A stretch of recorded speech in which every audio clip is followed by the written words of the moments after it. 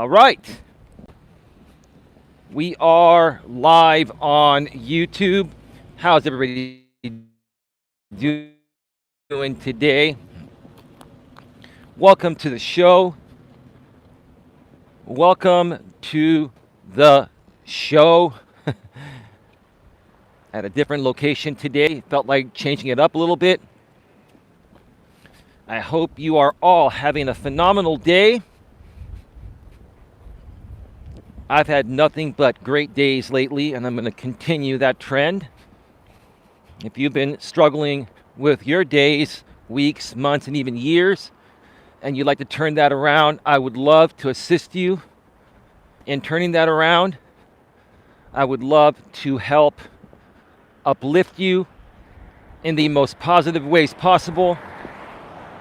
I would love to help you learn to love yourself more, learn to feel good about who you are deep within, because that's where it all starts.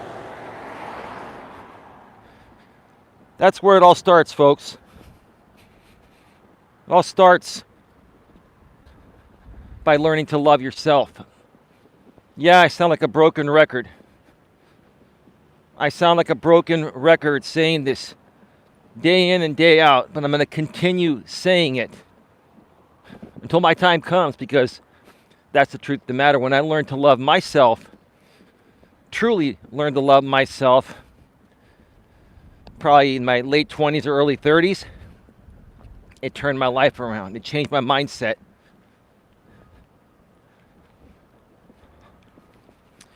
You know, before we get to the topic here today, I have an update that was just announced earlier today.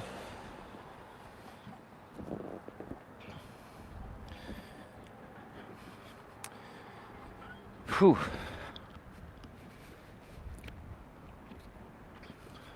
I'm hoping the stream is running okay. So far it shows 0 in the box. But I just went randomly live, so maybe the notification hasn't gone out yet. I will reset the chat here in a second. I'll go offline and come back and see what's going on. Let me do that right now, because this is odd. I'll be right back. There we go. There we go. We're good. We are good. All right, we're back live. And before we get to the topic here, you know, I'm going to share some thoughts about something that just happened earlier today. And these are the types of things that really irk me. It really irks me that certain people are like this. And it's typically people that have a ton of money and are bored and are seeking attention. And they get that attention just because they're billionaires, right? I'm going to talk about Elon Musk backing out on the Twitter deal today.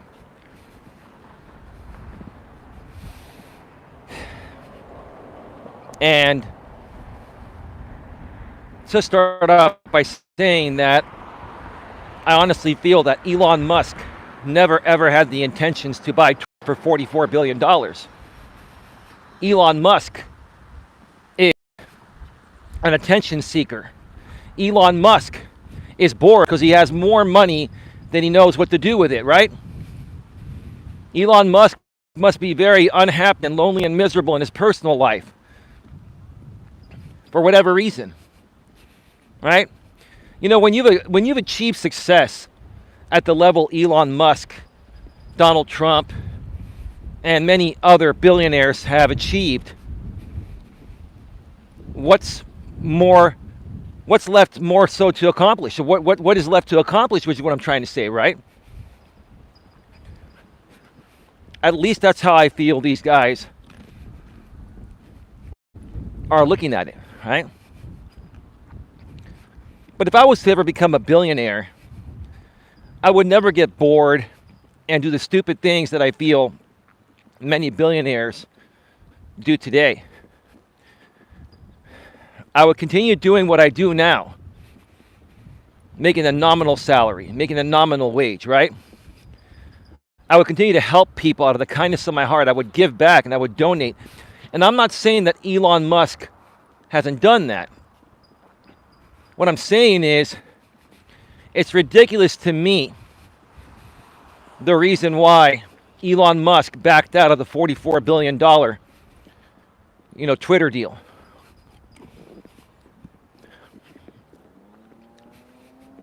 It's ridiculous to me.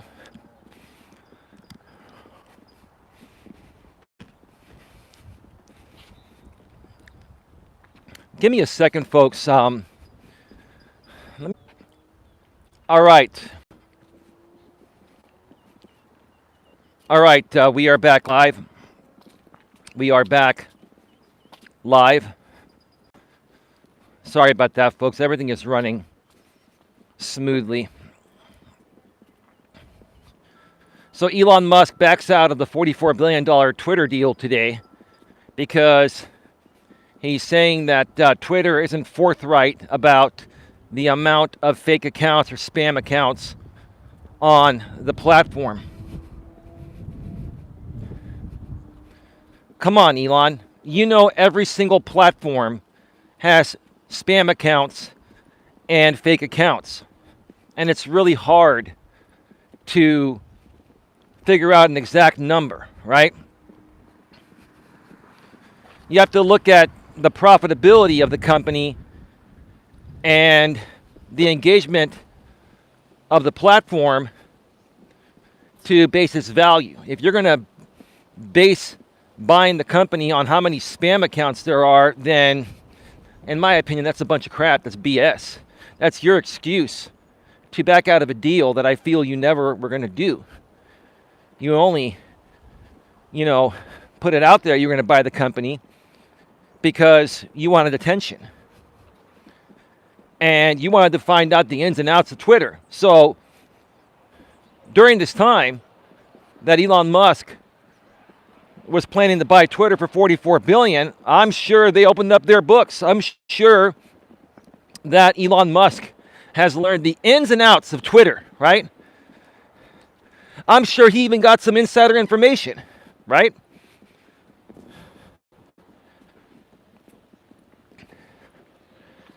And I'm sure he knows that the platform is worth what he was going to buy it, right? And it's going to be worth even more in the future, right? So why is he really backing out? Because he never wanted to buy it in the first place, or at least not right now. And in my opinion, again, this has to do with him seeking attention.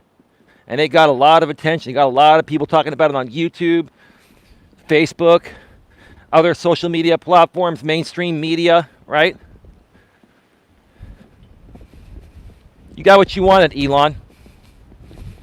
You got what you wanted. Now it's time to run back into your cave and do what you got to do. No disrespect. I'm not jealous of Elon, and I'm not mad at him. I'm just saying this is the kind of stuff that people do to get attention. People do this on YouTube. They do it on other social media platforms. They do it in the mainstream media. And part of what I do here within my coaching business is I help people learn to understand the games people play nowadays because of social media and because of how hard it is to penetrate algorithms on social media.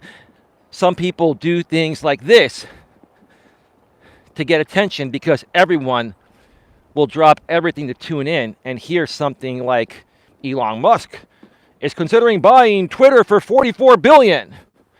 Next week, Elon Musk is now trying to get Twitter to give accurate statistics on spam and fake accounts. Yeah. Come on.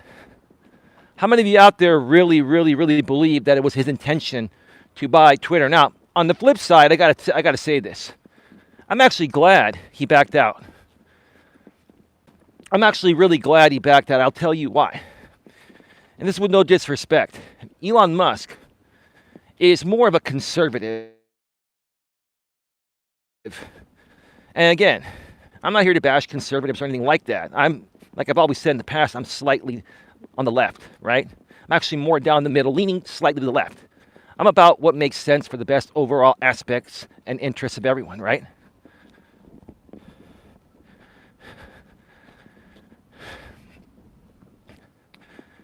But the problem is this. From what I've learned and noticed over the past 5.5 to almost 6 years that I've been doing YouTube full time and engaging with more conservatives and radical conservatives and extremist conservatives than ever before in my life, I've learned how conservative extremists operate, right? And I'm not too fond of it, and quite frankly, neither are the other parties outside of the conservative extremists. Even normal, non-extremist conservatives are not happy with the conservative extremists. They're not happy with extremism one way or the other. For me, left or right extremism, I can't stand it. Yeah, I might be more liberal than conservative, but I'm just slightly on the left. I cannot stand liberal extremists. I cannot stand conservative extremists. I cannot stand extremists one way or the other, right? I'm about what makes sense, right?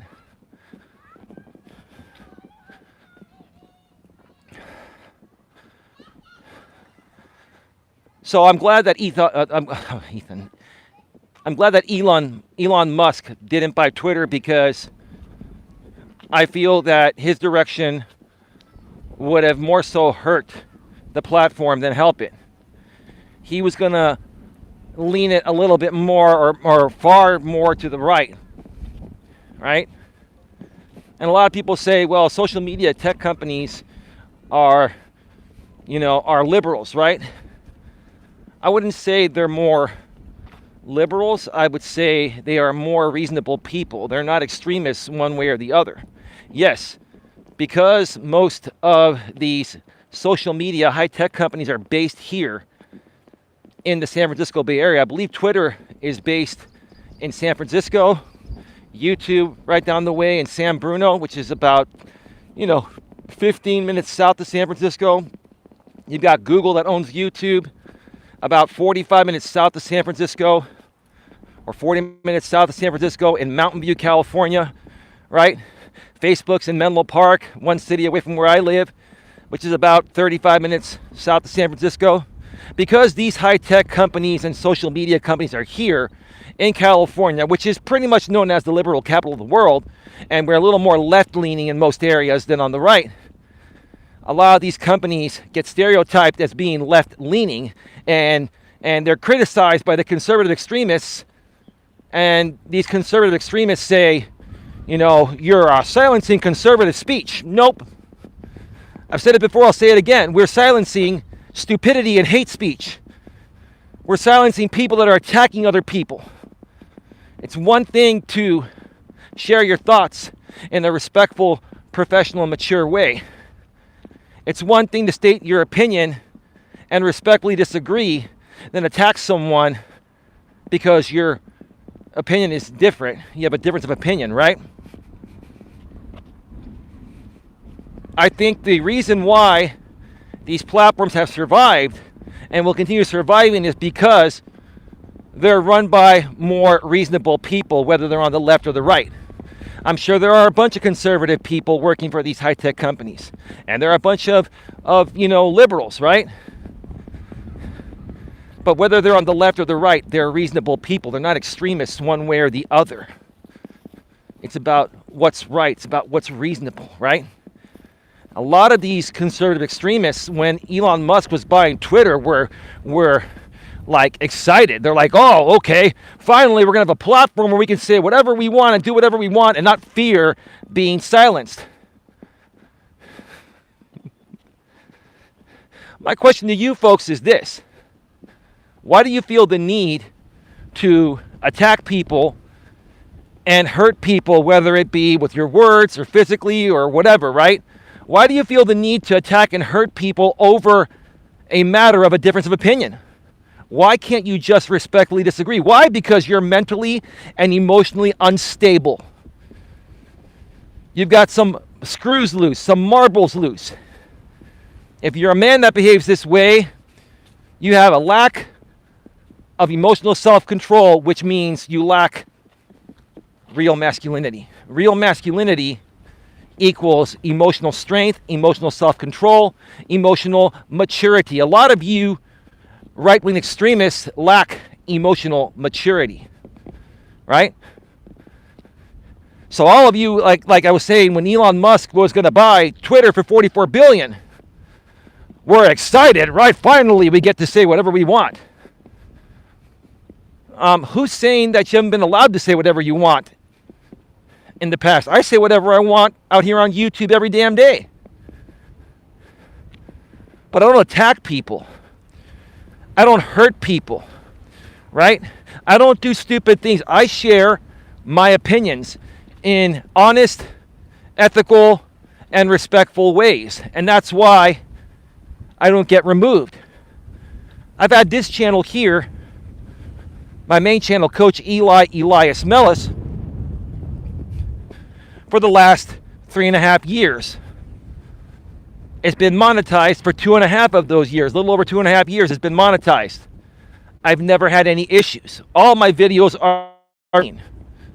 Heck, I haven't seen a yellow icon in months. And every now and then when I see one, I submit it for manual review, and literally within the hour or less, it's flipped back to green. Why? Because I do the right thing. I'm a responsible, sensible, decent human being.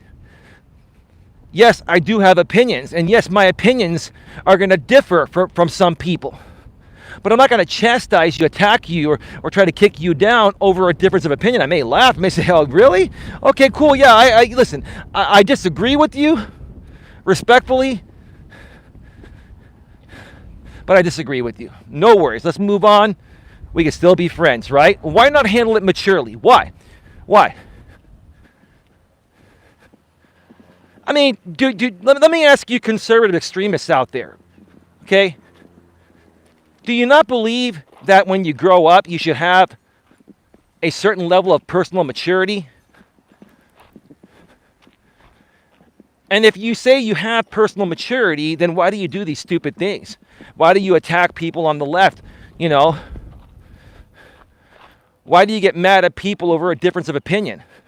Because you lack personal maturity, you lack emotional self-control, you lack emotional awareness, right? That's the truth of the matter. And the reason why people like that come at me and they get triggered is because it's the damn truth. It is. It's the damn truth. I'm sure there are some people watching me right now that are conservative, right-wing extremists saying, you know, oh, Eli doesn't know what he's talking about, and, you know, Eli's full of crap, and you're getting triggered, right? But here's the thing. If what I'm saying wasn't true, it wouldn't bother you. You'd be able to ignore it. You can't ignore it because you can't handle the truth, right? Can't handle the truth. So before we get to the topic here today, it's a good thing, in my opinion, that Elon Musk backed out of the Twitter deal to purchase Twitter. But I think the reasons why he backed out were because he never wanted to buy it. He just wanted to get attention. Elon, you got attention. You got all those strokes from the entire world watching this story for over a month now. All those strokes you probably didn't get while you were growing up as a little kid from your parents and your family, right? And the fact that you created a great car company, yeah, Teslas are good cars, but quite frankly, I'll never buy one. They're too prissy for me. It's a big status symbol, and I'm not into that kind of stuff. But you started a great car company, you made billions. That wasn't enough. You started all these other companies, you're making more money, right? Is the fact that you're making all that money, you know, boring you? Do you need to continue to make more money to be happy within yourself. That's what I think is going on deep within for Elon Musk. But hey, this is just one guy here on the internet, one guy that's a coach sharing his opinion. I'd love to hear yours. Please share those opinions in the chat, or if you're watching on the replay, please comment below on the replay.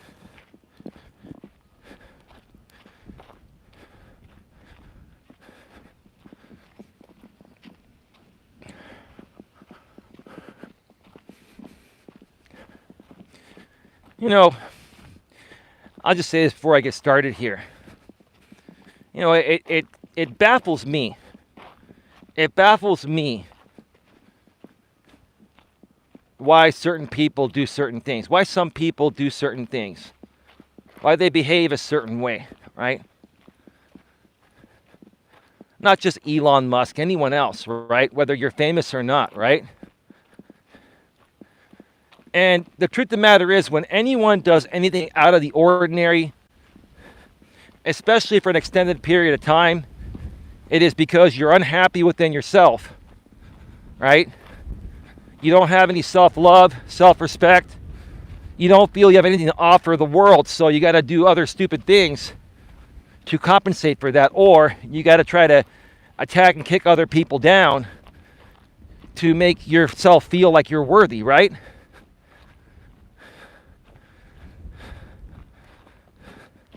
Some of the things I've seen being a full-time YouTuber for over 5 years is unlike anything I've ever seen before, online or offline. And soon, I don't know when it's going to happen, but I'm planning to do a stream on Coach Eli 2 sometime soon. And basically talk about, you know, how the modern world has affected us physically and mentally. All right? How the modern world has affected us physically and mentally, right?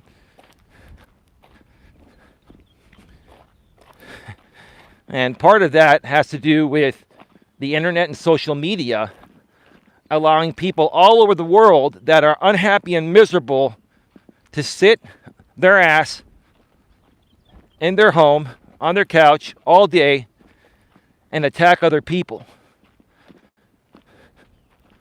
Because you're that miserable within yourself, and you feel you aren't worth it, and you feel you have nothing more to give to this world. So you sit around and troll and attack people all day long. It's stupid. It's really dumb, right? Is that how much you're choosing to devalue yourself? Because all you're doing, here's the thing, people that troll and attack people and hate on people on the internet, all they're doing is constantly devaluing themselves. You people that come at people like me or other people, it's not just me. There are a lot of people attacking many creators on the internet, YouTube and other platforms, right? They're trolled, right? To the trolls and the people that do this kind of shit, all you're doing is constantly devaluing yourself. Because if you had something more to offer this world or better to do, you wouldn't waste your time doing this stupid shit. Just think about that, right? And if I'm triggering you saying that, it's because it's true. Anytime you get triggered, you're confirming the truth. That's all you're doing. Anytime you get triggered, you are confirming the truth. I'm going to reset the chat. I'll be right back.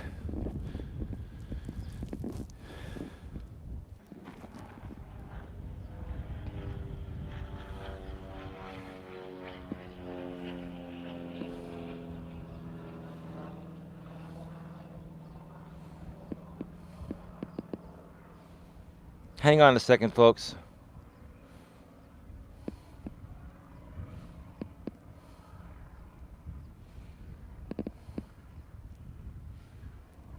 Give me a second here.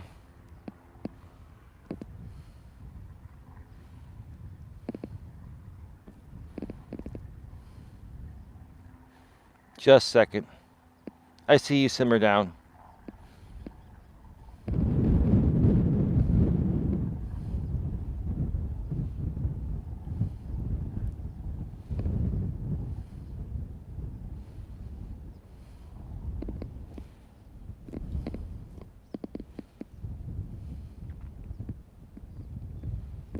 Give me a second here, folks. My apologies.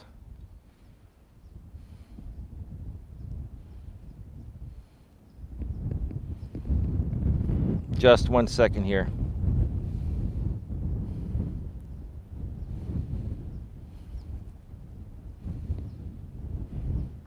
Simmer Down says, surprised he didn't do his due diligence prior to making the offer, kind of suspect. Simmer Down, here's, again, I'll just say this real quick. Welcome to the show. And again, congratulations on announcing your early retirement on my last stream, my last walking stream. Elon Musk was never going to buy Twitter for $44 billion. Elon Musk did it to get attention and to find out insider information. And quite frankly, I hope they investigate his ass and fine him for doing this, because Twitter opened up their books. Twitter opened up everything. As part of the deal, they had to open up everything, right? So now Elon Musk knows the ins and outs of Twitter. That's why he did it. He did it to find out insider information and to get attention. Now, if he did end up buying Twitter, would it have been profitable for him? Probably not for a while, because, okay, you buy a company, you're putting in $44 billion. How much time would it take for him to recover that money? Probably 10 or 20 years. He would recover it, but it would take a long time. And typically guys that have that kind of money don't want to invest that type of money for for a long return. They want a quicker return, right? Twitter probably makes what, 10 billion, maybe 15 billion a year or something like that. I know YouTube makes 20. I think Twitter makes 10 or 15 billion a year. But that's gross. That's not net, right? He wouldn't, recover the money he put into it, I'd say, for at least 10 to 15, maybe 20 years. So was it a good purchase after all, right? Now think about it this way. You know what a good purchase was? Even though at the time it was done by Google buying YouTube almost 20 years ago, Google bought YouTube almost 20 years ago from these 3 college kids that were running the company here in San Mateo, California. Literally, I'm a couple cities away from San Mateo, California. They bought it for $1.8 billion. Now YouTube, honestly, Google could probably sell YouTube for at least $100 billion, maybe more. You think that's a great investment? Absolutely. But $44 billion is a lot of money to spend on a social media company, even one that's viable, right? I saw this coming. See, people don't see this shit. I hardly talked about this. All the conservative content creators were talking about this because they were thinking they're going to get their freedom of speech back that they lost to the liberals, right? No, we never took away your freedom of speech. We never took away anything from you. All the liberals have done, or these companies that have good employees have done, is silence hate speech. Silence attacking people, harming people, right?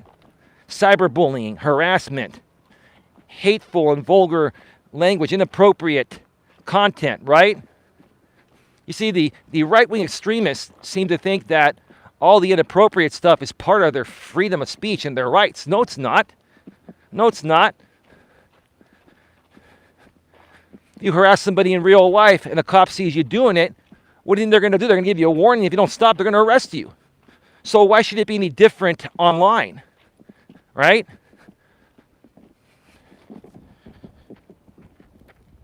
It's not worth what it's worth. I agree with you.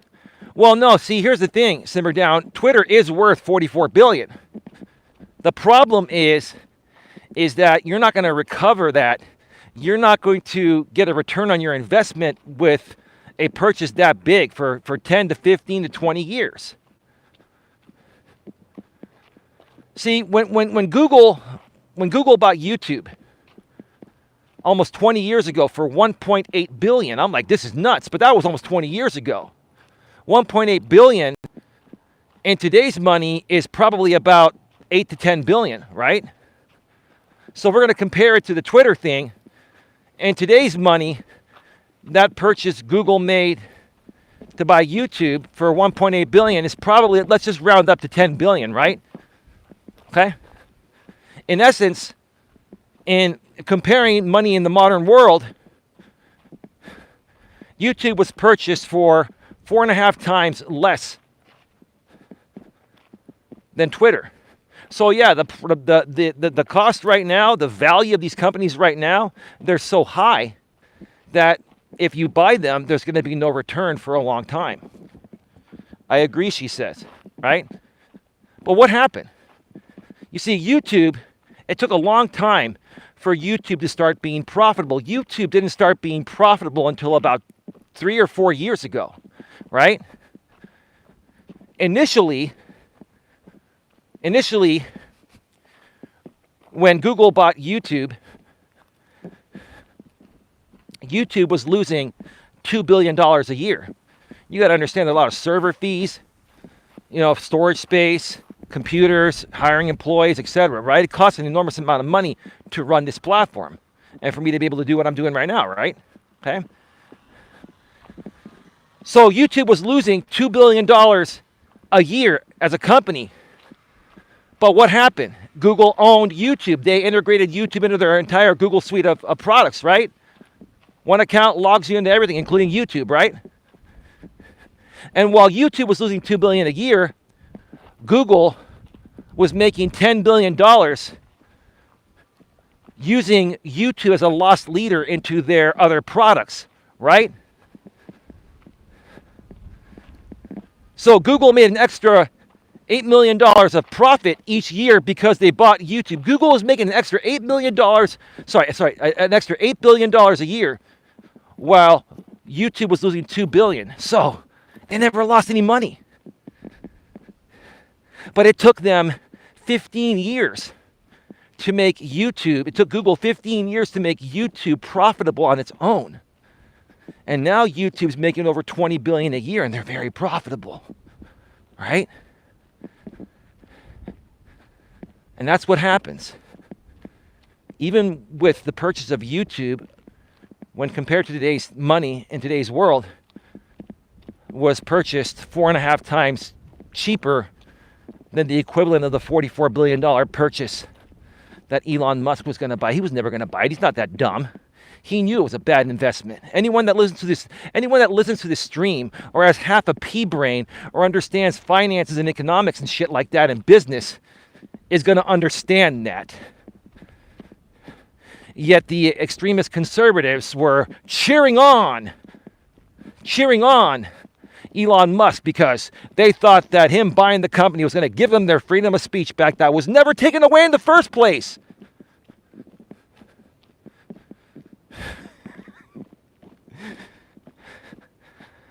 I'm on the high road, folks. That was my stream yesterday. Always take the high road, right? Well, I took the high road because there was somebody coming on the actual path. All right, I've said enough about the Elon Musk thing. I'm going to reset the chat. I'll be right back.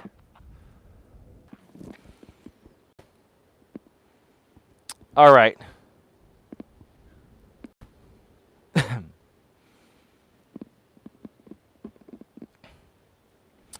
We are back.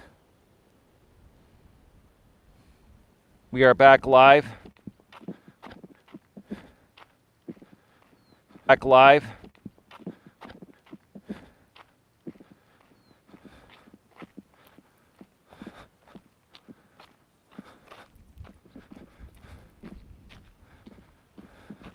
Let's get this party started here. Welcome to Navigating the Modern World with Coach Eli, the Walking with Purpose live edition, live from a different part of the San Francisco Bay Trail in San Carlos, California, right next to Redwood City. This is episode number 326 of these.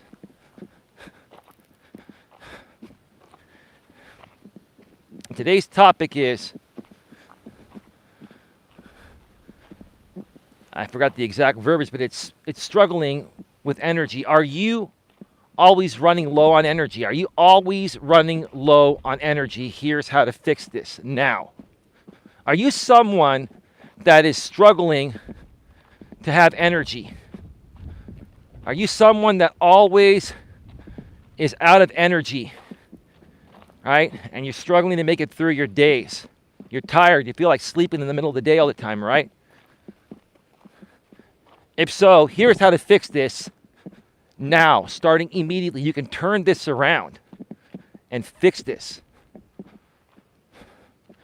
I really love this part of the trail. It's just absolutely gorgeous. This whole Esset Bay Trail. Eventually, I'm going to take you folks to other parts in the North Bay. I've been to before in the East Bay. I'm gonna take you folks around the entire Esset Bay Trail, and they hope to complete it over the next 5 to 10 years. When it's done, it's going to be a consistent trail around the bay, 500 miles long. It's going to be incredible. It's already incredible, but you have to access it in parts because it's not all linked together. Unless you want to jump in the water and swim, from one part to the other once you get to the end of one part. But yeah, that'd be pretty insane. I'm not going to do that. But if you're struggling to have enough energy to make it through your days, if you feel tired even 30 or 60 minutes after you wake up, even after you've had 8 hours of sleep, okay? There's a reason why you feel that way. I used to always feel that way in my younger days. And, it made me wonder, what is causing me to always feel like I'm low on energy and I feel like taking a nap in the middle of the day, even though I had 8 hours of great sleep the night before? What is causing this? And I've kind of said this before in different ways, and I'll say it again. It is one thing. There's one thing that drains your energy more than anything, and that is basically losing your shit emotionally, right? Drama, feeding into drama, letting drama get to you, letting drama consume you, reacting or overreacting to people that are talking shit about you, right? If you're in a relationship, whether you're a man or a woman, if you're constantly fighting, typically that happens at a very high level of emotion, and that'll drain you and your partner, right? Anytime you run from a high level of emotion, whether it is for a short period of time or an extended period of time, it's going to suck your energy dry. Okay? Again, whenever you run from a high level of emotion, whether it's for a short period of time or an extended period of time, it's going to suck your energy dry. We are already at 39 minutes. I got to tell you, I'm feeling so much better. I'm like powering through these trails. And by the way, my lady and I talked earlier. She's having a great time in Monterey with her mother and her mother's sister, her aunt. And she says hi to everyone. She's busy right now, hanging out with them. My lady told me that she sent me pictures from this very high-end, high-quality donut shop near the Monterey area. And I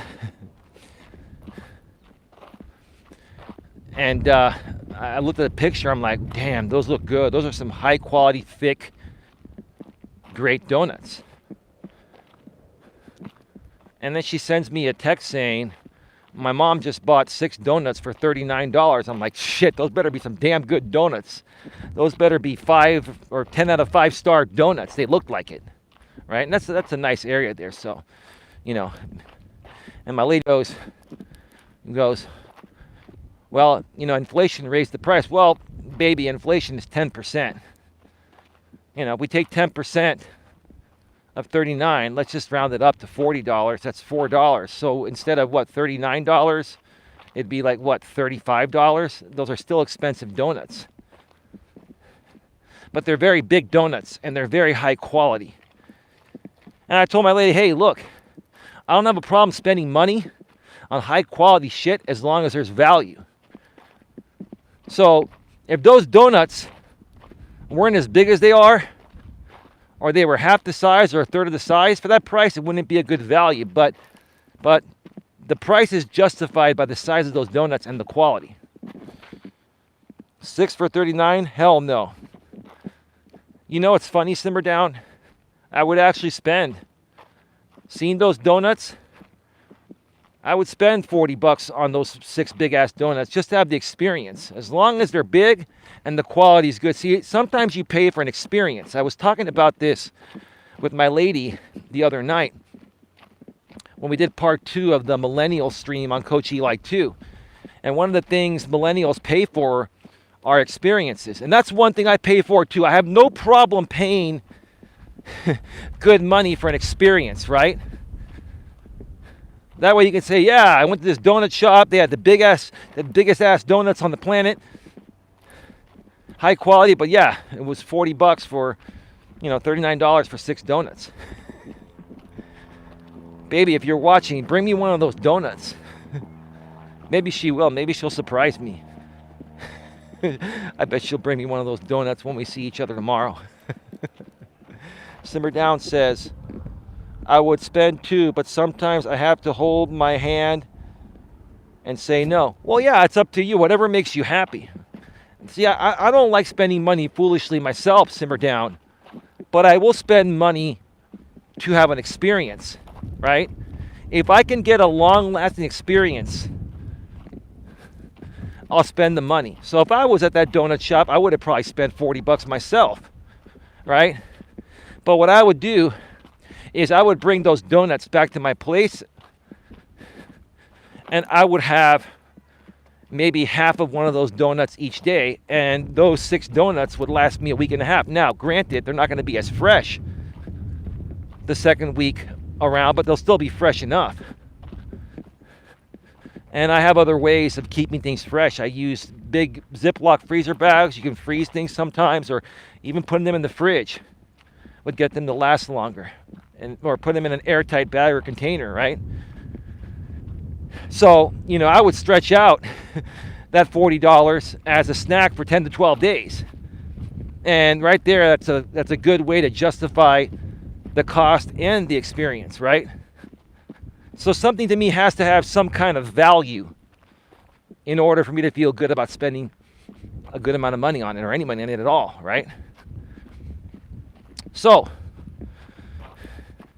if you run from a low level of energy, let me see where this person's going. I'm going to wait for them to get on the trail. If you're constantly struggling to have enough energy to make it through your days, okay? Again, the primary culprit of that is a lack of emotional self-control. And, not losing your shit emotionally, right? Okay? That's the main culprit right there.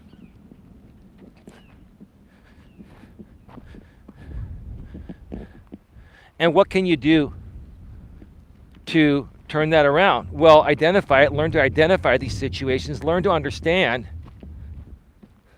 what upsets you, and don't let it upset you anymore.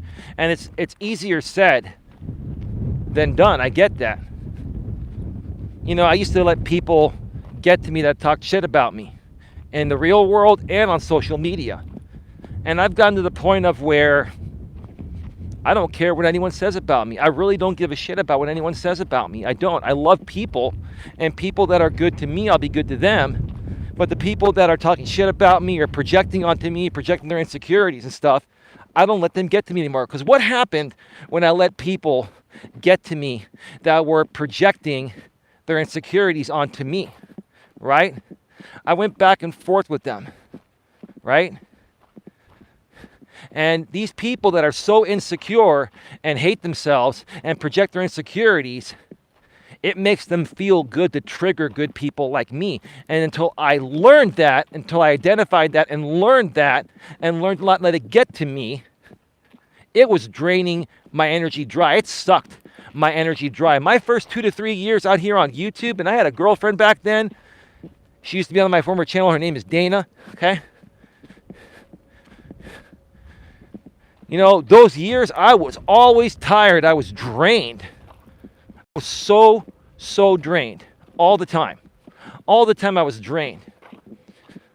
Drained to the point of where I'm surprised, even though I've been in decent shape most of my life, I'm surprised I didn't have a heart attack, right? I used to let people like that really trigger me, right? I used to get really triggered on this platform. And in real life, I used to get triggered too in my younger days, right? And it would drain me, right? And like I've said before, I'll say it again, okay? You can have 8 hours of sleep. Let's say, for example, you go to bed tonight at, let's just say midnight, for example. Some people go to bed earlier. Some people do go to bed at midnight like me, typically 11 o'clock, midnight, sometimes later. It depends on the situation, right? Depends on what's going on the next day, right? Or how tired I am, right? Let's say I go to bed at midnight tonight, wake up at 8 a.m. in the morning. I get 8 hours of quality sleep, right? I wake up, I feel refreshed, I feel awesome, right? And then let's say, and I'm not going to use my girlfriend for example purposes because she's been really sweet to me lately and I want her to continue that trend. I really love your trend lately, baby. I'm very happy for you, baby. I'm proud of you. Let's say somebody calls me on the phone, you know, right when I get up, or at 8:15, 10 minutes after I get up and I'm refreshed, and they start yelling at me and they start attacking me and they start talking smack, right? And I let them get to me and I start yelling at them and they get triggered and I tell them, F you, this and that, right? And I'm yelling for 20 or 30 minutes. Once that call is done, I would feel so, it's happened before in the past. I would feel so drained. And in the past when this happened, I was so drained after a call like that, that I'm more tired after having 8 hours of sleep. And that happening, I'm more tired after having 8 hours of sleep than I was before I went to bed the night before. So just so you folks understand that, you get 8 hours of sleep, you get up, you're refreshed, you get on the phone with somebody and they get to you and you get angry and you scream at the top of your lungs, right, to defend yourself, blah, blah, blah, blah, blah, right? And after that call, you're more tired after having 8 hours of sleep and you feel more drained, like you want to take a nap, than you did before you went to bed the night before, right? That's what emotional drain does to you. It sucks the life out of you, right? It makes you feel tired all the time. And this is why, you know, I've tried to help my lady better understand this. And as a woman, I understand, you know, she processes her emotions differently than I process mine. You know, both men and women have emotions. We just process them differently. Women respond, I'll say this again like a broken record, but I'm going to keep saying it till people get it, right? Women respond to everything emotionally first, based on how they're feeling in the present moment, and they may reason with logic afterwards. Men, and I say real men, not beta males, because beta males, they respond to things the same way women do. That's why we call them beta males. And that's why we call them, dude, you're acting like a chick, or we say, dude, you're acting like a chick. Real men respond to everything using logic and reasoning first, and then they may shed some emotion afterwards, possibly, hopefully good emotion, right? And real strong men will not let anything trigger them or bother them because, number one, they're strong and nothing gets to them. Number two, real men understand that if they lose their shit and get emotional, not only do they look bad, they're drained physically afterwards, and it ruins the rest of their day and maybe even part of the next day to recover from that, right? Let me reset the chat here. I'll be right back.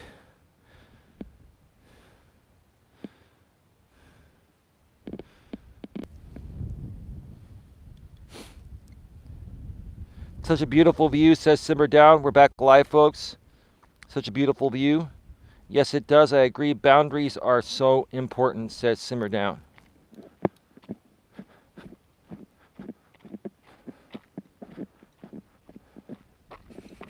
Come on, switch cameras, damn it. I'll tell you this.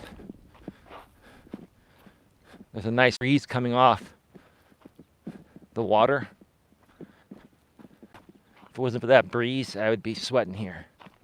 That's why I love the SF Bay Trail. You know, you walk the trail, on average, on a typical day, it's about 70 to 75 degrees out here. It's about 75 right now. Well, that woman that got on the trail from a different spot is coming back. So I'm gonna go to the upper trail here.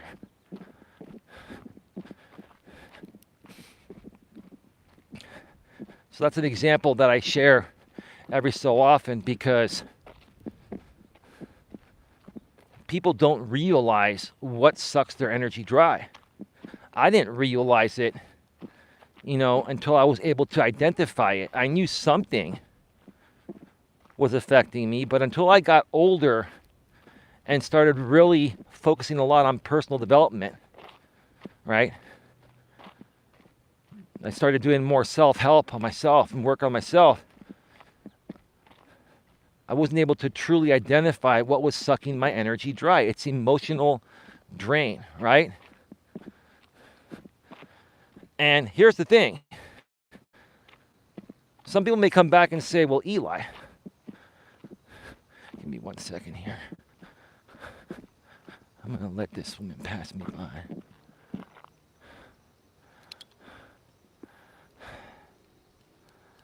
Give me a second here.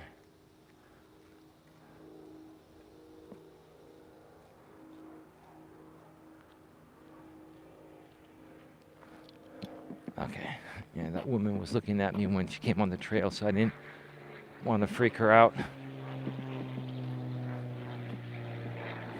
So people might say, Eli, if it's true that yelling and screaming at the top of your lungs creates so much emotional drain that it drains you, then how come some people can just scream at the top of their lungs all day, every day,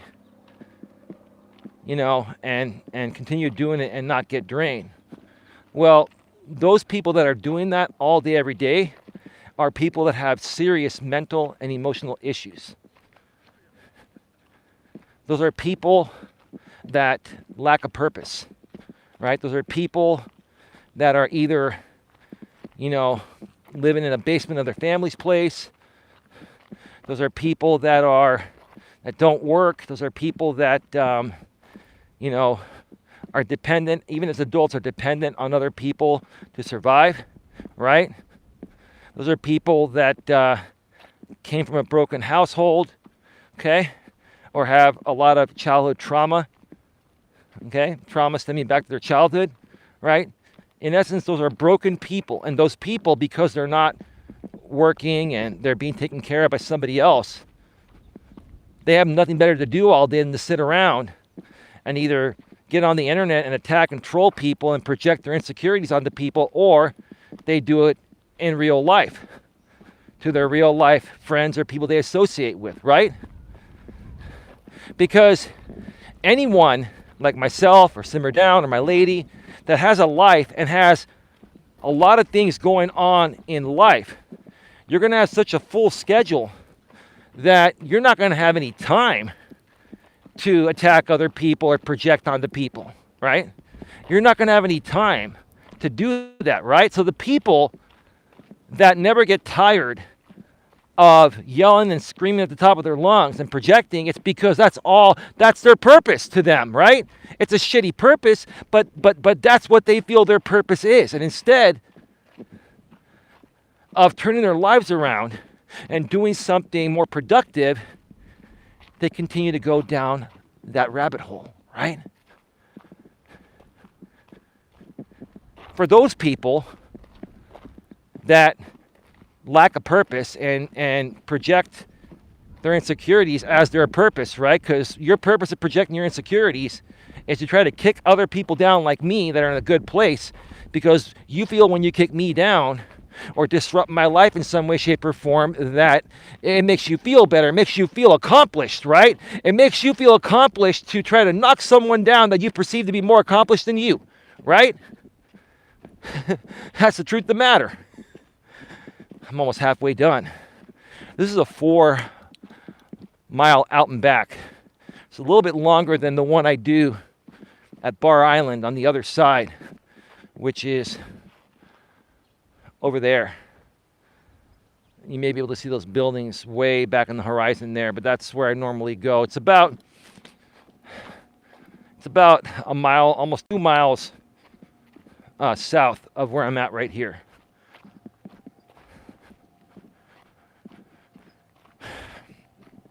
These people have so many golden opportunities nowadays to make something out of themselves. They have the biggest opportunity that people in past generations never had. It's called, the thing we're on right now, the internet. The internet is the single greatest opportunity that every single person has, right? And what I want to come out and say to these people right now that are projectors, right? Let's just call them projectors, right? And I'm not talking like LCD projectors or movie theater projectors. I'm talking about, they are insecurity projectors, right? They are extreme insecurity projectors, right? My advice to you folks is start creating content all over the internet regarding something you're truly passionate about, something you enjoy doing besides being a projector, right? Oh, wow, what's going on over there? They must be building something over there. There's like a little overhang. That must be like a new power plant, or not even power plant, or some kind of system over there. Maybe a water refinement thing or something. I haven't seen that. I haven't been on that side in a while. This trail actually goes another half a mile around the loop, but I don't go that far because it ends and then you can go walk on the street. One of these days I'll keep moving forward, but today I just don't have the time. I have some other things to do later this evening. All right, we're halfway done.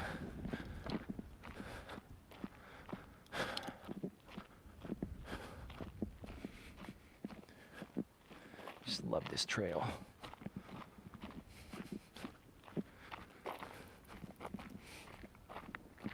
There are so many opportunities out there. Look at all these homes here, multi-million-dollar homes. What a view. What a view to wake up to every morning from your bedroom. Huh. Absolutely gorgeous. And yeah, there are power transmission lines, but that's, that's part of the infrastructure, part of the beauty, right?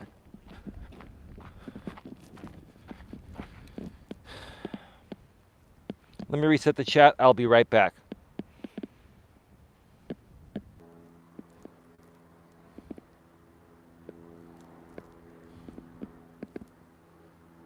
Hey, babe. You are muted, but I wanted to say hi. I'll be right back. I'm frozen.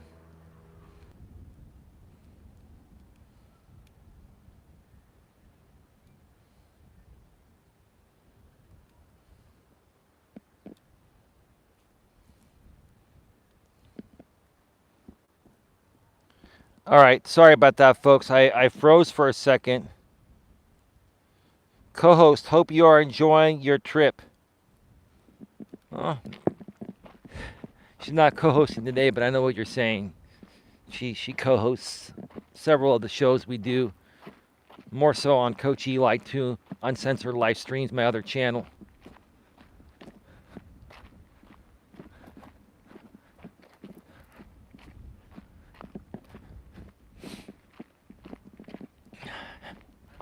Babe, if you're if you're going to be around, can you keep an eye on the chat and just help moderate the chat?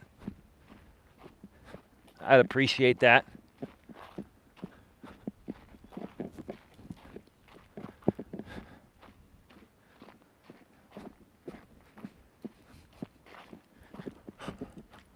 And you know, here's the thing, right? Here's another thing. You know, if you want to have the most amount of energy like I do, if you want to have boundless energy like I have right now, I got up early this morning and have made my coffee. And I'm going to talk about coffee and energy drinks in a little bit because that's an important part. And you're probably going to be shocked to hear what I say about coffee and energy drinks because they have both been highly scrutinized. But I will share with you how they've benefited me. Yes, benefited me, and I'm very, very healthy, right? Okay.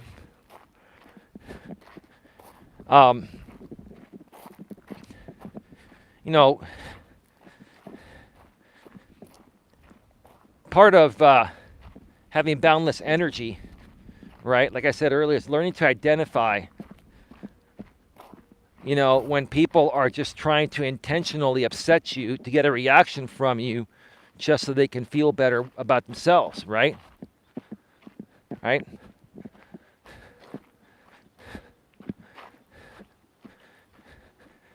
And that is something I will tell you, I've learned a lot about that through YouTube because of the way YouTube is structured, right? I've learned a lot about that through YouTube, which is what I'm trying to say.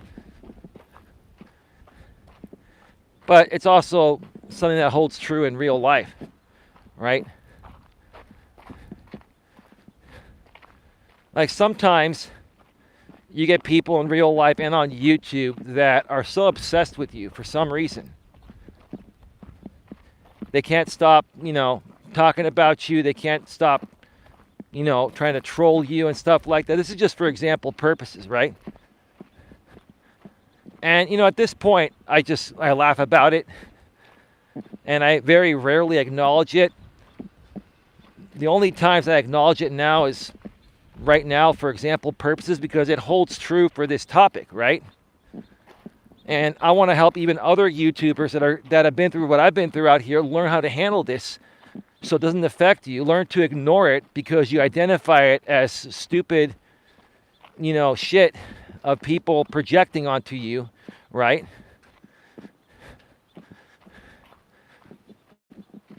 And just kind of laughing at it and moving forward and continuing doing what you do, right?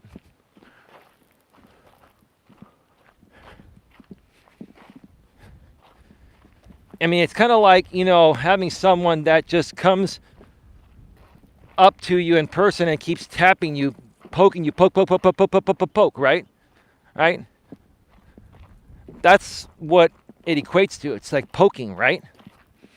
You can also call it like poking the bear, right? Which anyone that's smart would never poke a bear. That'd be a dumb thing. That'd probably be your last day on this planet, right?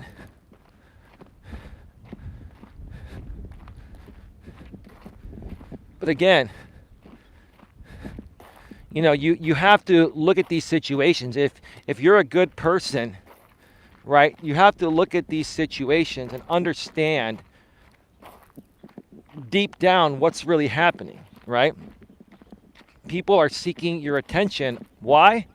Because obviously they perceive some value in you, right?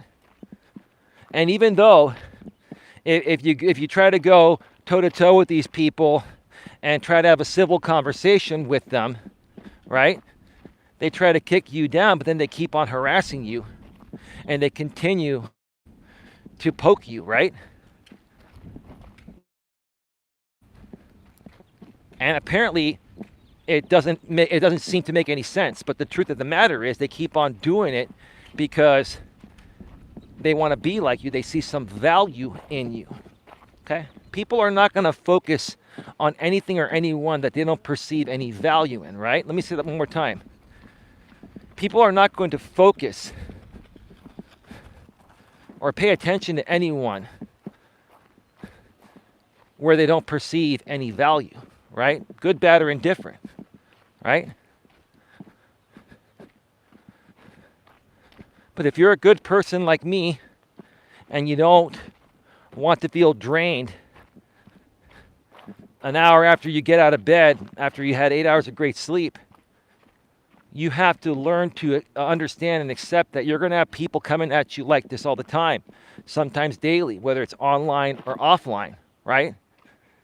And again, you have to learn to identify, very insecure and mentally and emotionally unstable people. And once you identify that they're like that by their behavior, right? When they try to kick you down in the future, you're just going to laugh and ignore it, right? And it's not going to get to you because you realize that the problem is them, not you. You see, they try to come at you and they try to get you to believe that you're the problem, right? But the problem is actually them and not you. And how do they convince a lot of people that you're the problem and not them? Because they have, like I said earlier, these people don't have a job. They live in some basement. They're taken care of by somebody else. And they feel like they have no purpose. They have nothing better to do all day, every day. So that's what they do, is they have all this energy to try to come at you all day, every day and convince you that you're the problem when the problem is actually them, right? Food for thought. Try to understand that, right?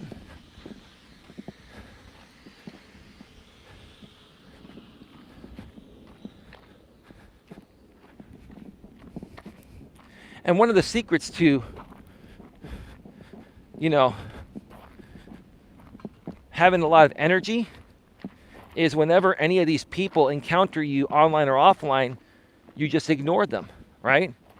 If you run into them somewhere out and about, at a supermarket or a restaurant or wherever, if they say hi, and just ignore them. Unless they come up to you and they say, hey, I'm sorry, I've been a jerk, I've been, a female dog, I've been, an asshole, whatever, right? Unless they come to you when they see you and they apologize and they start showing you some good faith that they're not going to come at you in that way anymore or project on you anymore, then you just have to ignore them, right? And if they continue to try to poke the bear while you're out and about, like what happened to my lady a few weeks ago at Dart Night by her friend's supposed FWB, friends with benefits, when he was trying to, attack my lady verbally at the Dart Night, okay? If they keep coming at you, just ignore them. Don't flip them off. Don't even respond. Just ignore, right? And when you ignore, they're going to try to come at you more, right? He's going to try to poke the bear more. But keep ignoring them, because at some point, he's going to get worn down. Same thing with people online, on social media. Ignore the hate. Ignore the trolls. Ignore the stupidity, right? I used to not do it. Now I ignore all of it, right? I ignore all of it, right? To be honest with you, I've gotten so good at ignoring it, I don't even know what's going on, if anything is going on, and I could care less. Right? I could care less. I've been focused, and I've been channeling my energy on creating a lot of content on both my channels. This one, Coach Eli, Elias Melas, my main channel, and my other channel, Coach Eli, 2 Uncensored Live Streams. I've been channeling my energy to creating more content. I'm laser focused. And yeah, I may not be getting a whole lot of views, but eventually something's going to give. Something's going to give, because I'm determined and I'm using my energy to create more content rather than letting other people suck my energy dry like I used to. I wasted a lot of time years ago with drama and stuff, even on YouTube, that took away a lot of my energy. And if I didn't let that happen, if I handled that the way I handled it now, I would have been way further ahead. But that's okay. It's never too late to turn things around, right? It's never too late to turn things around. We are at 70 minutes, an hour and 10 minutes. I'm going to go off the air and be right back. I'm going to reset the chat. Be right back.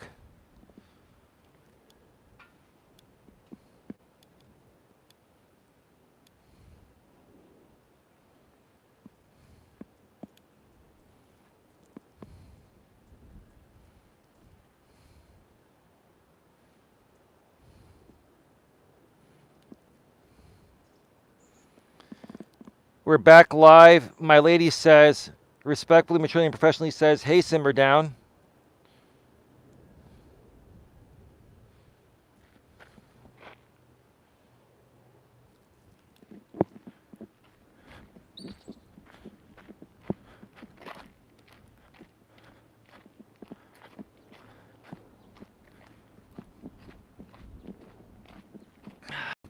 All right. Babe, are you still around? Are you, oh, you got your, you're hanging out with family, but you've got the chat on in the background. But she can't hear me. She can't hear me, so I can't ask my lady for any special favors right now. All right, let's talk about another way that helps me maintain my energy throughout the day. I'm going to say it helps me maintain it. It doesn't give me a ton of energy. It helps me maintain my energy. And that's coffee and energy drinks, right? Now, there are many people out there that, let's do with the neon green, yellow, green neon shirt, riding a bike. Well, it's the middle of the day. It's very sunny. I think that neon would be better for nighttime, but hey, it is what it is. He wants to make sure everyone can see who he is. Oh boy.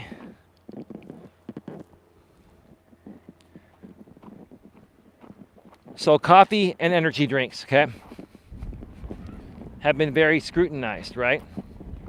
Now, more so energy drinks than coffee, but even coffee has been somewhat scrutinized, okay?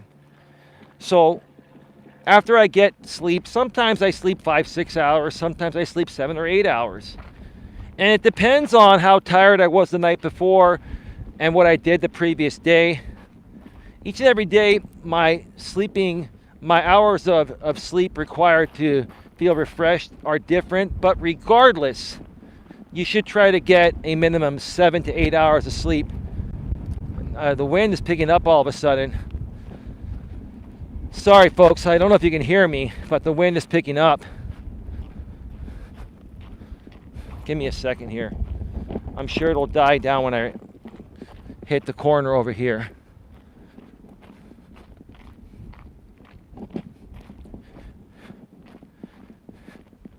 So you should try to get at least 7 or 8 hours of sleep every night regardless. But sometimes you can get away with a little less sleep if, you know, you had a relaxing day the previous day, you didn't do anything too strenuous, but, you know, you want to try to get 7, 8 hours of sleep, right?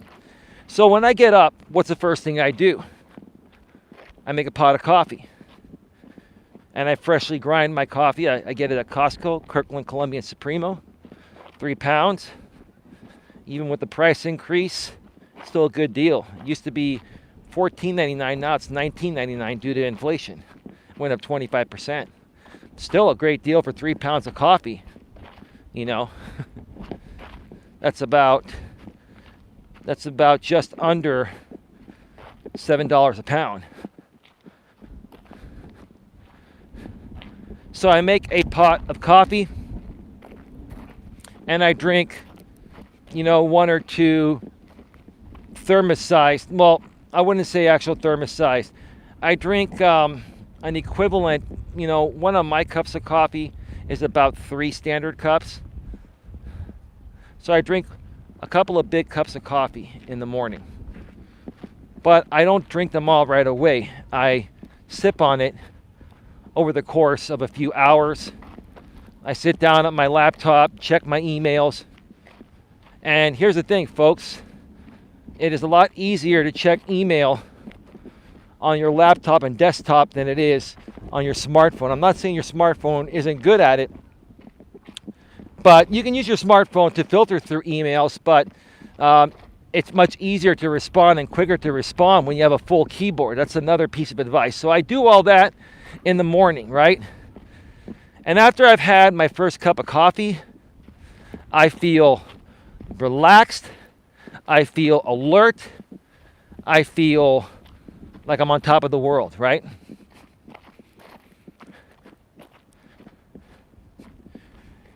Now, what about energy drinks?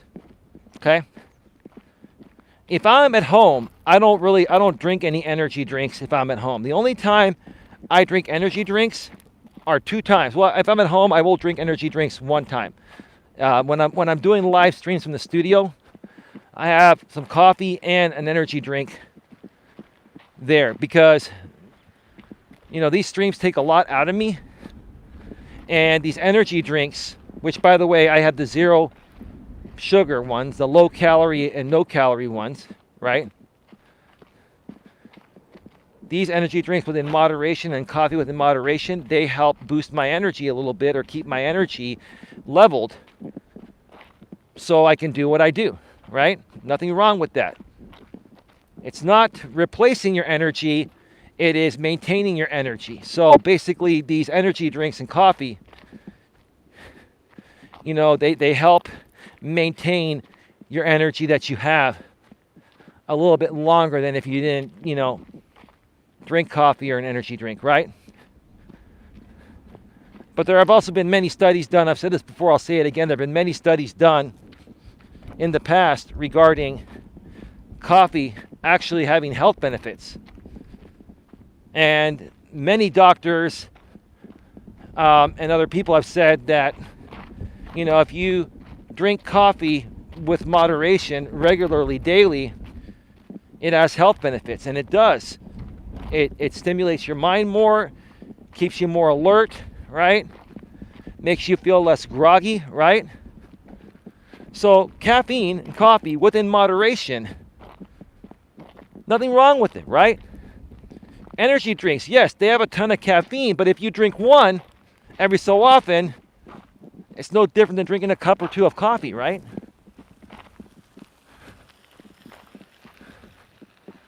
These 2 older guys just slowly cruised on by me.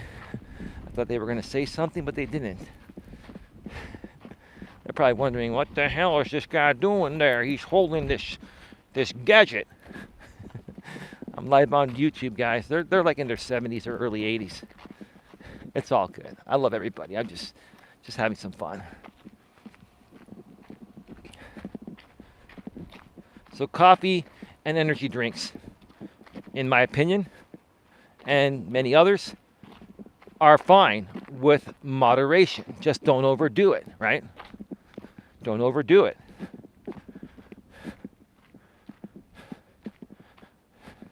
Anything within moderation, for the most part, is okay.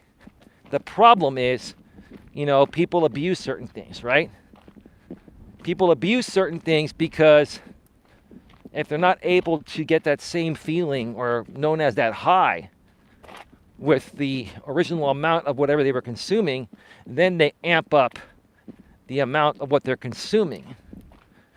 And then they get dependent on that. It's called an addiction. They get addicted to consuming more of whatever they were initially able to consume less of to get that same high, that same feeling, to the point of where they're doing more, and then it creates more issues. That can affect your heart. That can affect, that can affect your body. It can affect everything. Okay, give me a second. There's some people coming.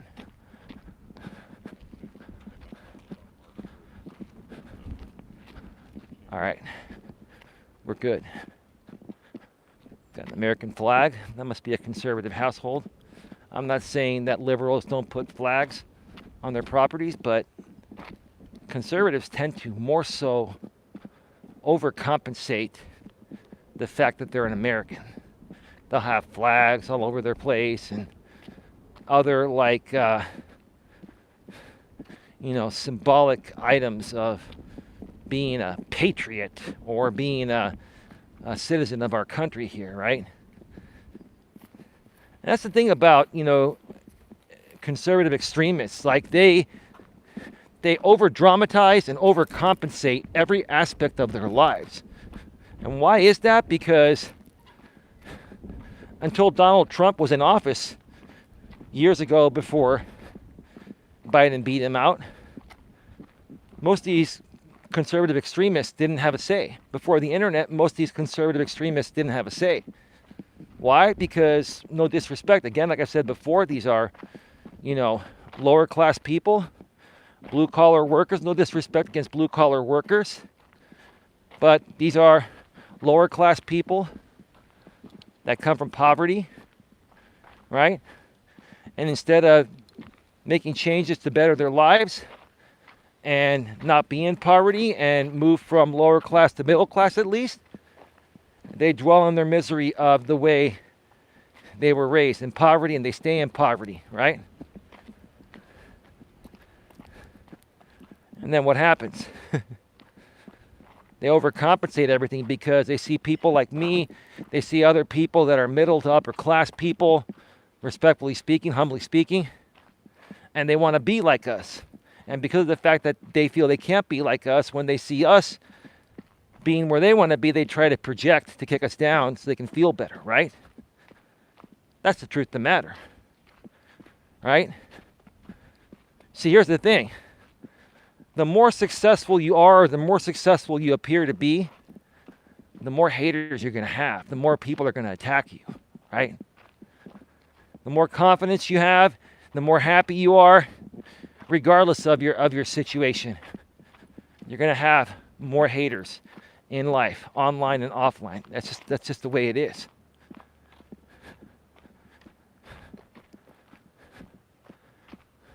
But again, I've never seen any group of people over dramatize or overcompensate anything and everything more so than the extremist conservatives, primarily the men, the Caucasian men too.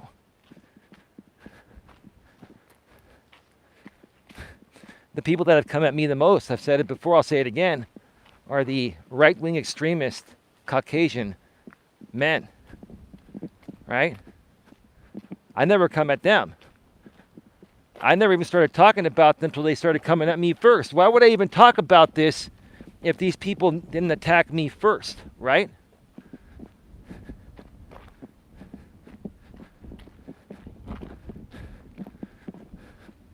And I'm just sharing this now for example purposes because I'm sure there are other people out there like me that have been attacked by similar people, right-wing extremist Caucasian men. The biggest overcompensators, the guys that feel the need to flex their muscles. I got more than you. My car's better than you. I make more money than you. My house is better than yours. My woman's better than yours. Who gives a shit? I'm happy with what I got. So what are you trying to say? I'm better than you, dude. Okay, dude. Congratulations, bro. You're better than me. Have a nice day. Well, dude, I'm not done talking with you. Well, I'm done talking with you, bro, because I got better things to do with my time than try to satisfy your overcompensating ass, right? These are the types of people that you can't get a word in. And no matter what you say, it's going to be twisted 6 ways to Sunday.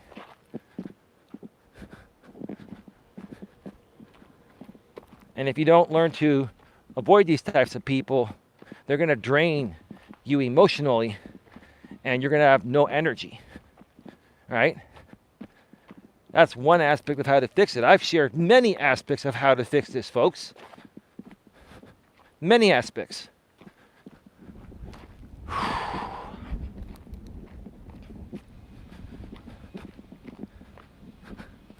Look at this beautiful neighborhood. Would you want to live here? Nice streets. It's redwood shores. Just beautiful.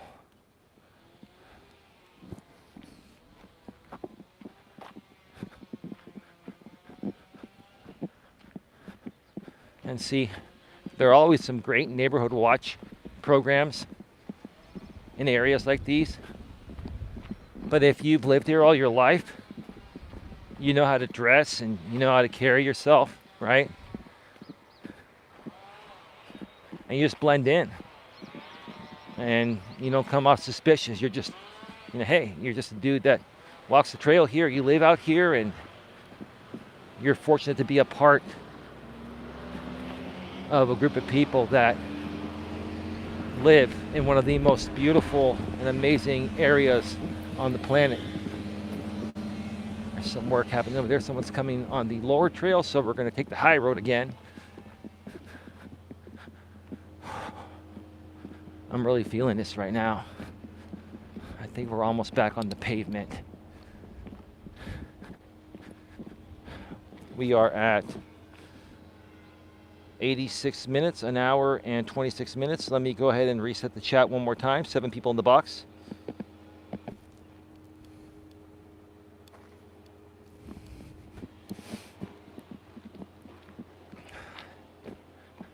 All right. We're going to stay on the high road for a little bit. Why not?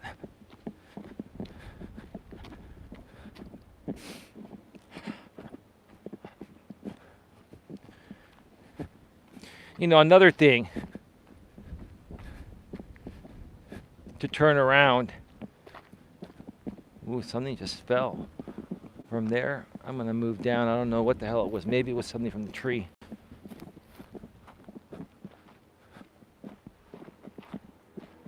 Another thing that gives me energy and could give you energy too. Okay? And it should hold true for everyone. It's focusing on your purpose. Let me give you an example of what I mean by that. I love what I do. I love helping people by uplifting them. I love doing these streams every day, if not almost every day.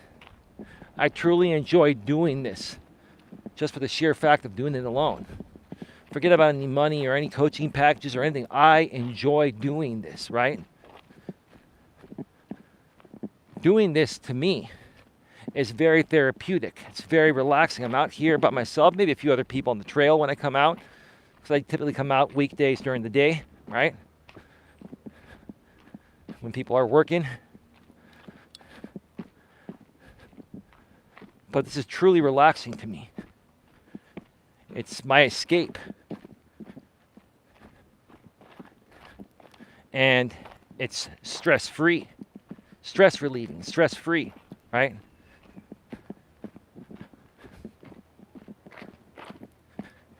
And it makes me feel good to the point of where it just gives me natural energy.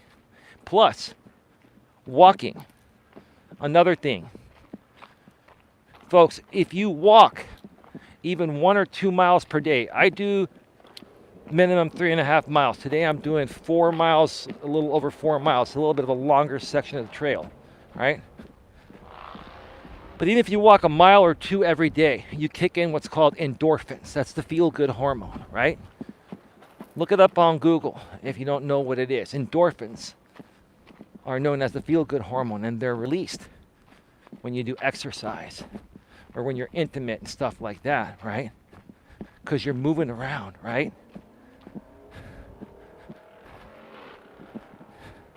And that supercharges me more. It gives me more natural energy, right? Now, a lot of people will say, well, Eli, typically people are tired after they walk 3 or 4 miles. Aren't you a little bit tired or anything? Yeah, I'm a little bit tired. That's normal because you're working your muscles, right? Right? You might be a little bit sore for a little bit, at least when you first. Some people are coming. I just got dinged. I heard you folks coming.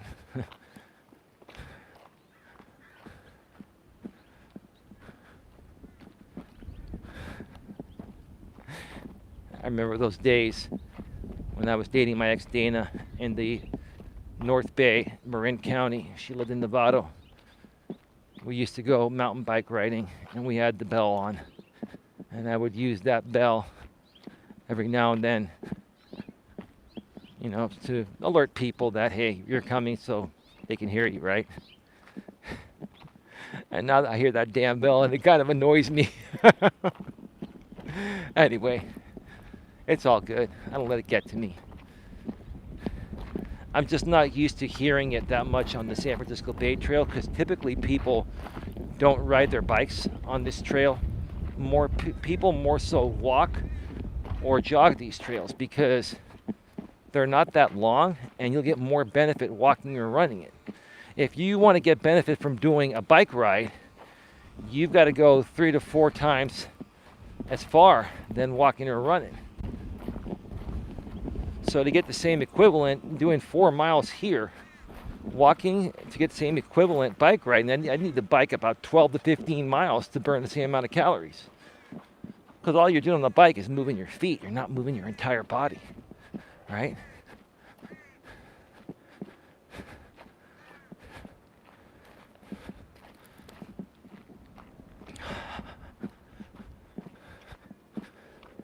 Whew. Yeah, I'm beginning to feel it a little bit right now. Because this trail is a little bit longer, and I'm not used to doing. I haven't done a 4-mile walk in a while. I typically do 3.5 miles. So I'm probably right at about the 3.5 mile mark right now, or close to it. I'm gonna be rounding the corner, hitting those palm trees over there, and then it's a stretch run back to the lot. I'm gonna be hitting the pavement.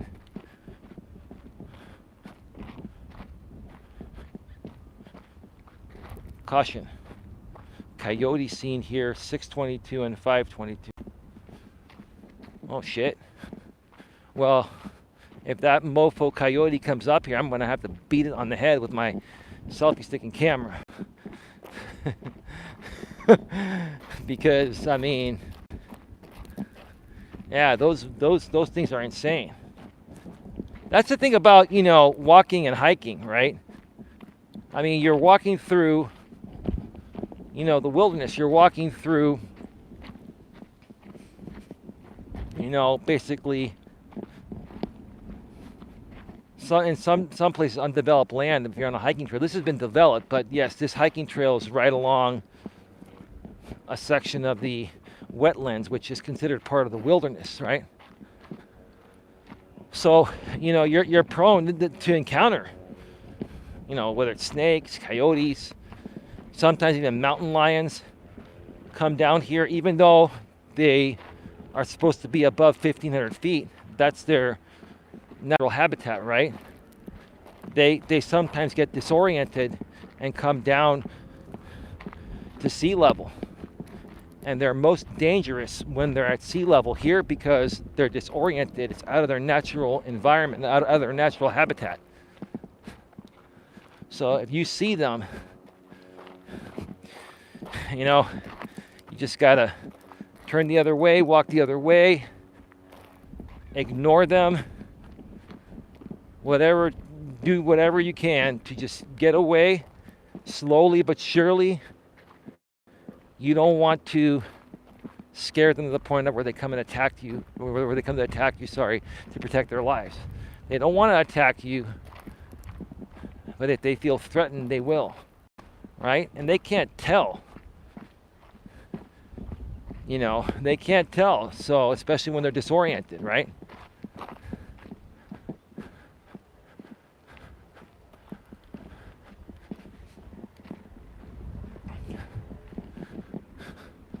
And someone made a nice sign back there to make us aware.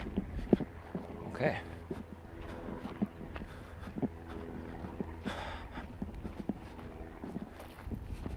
What else can we talk about? We are at 95 minutes, an hour and 35 minutes.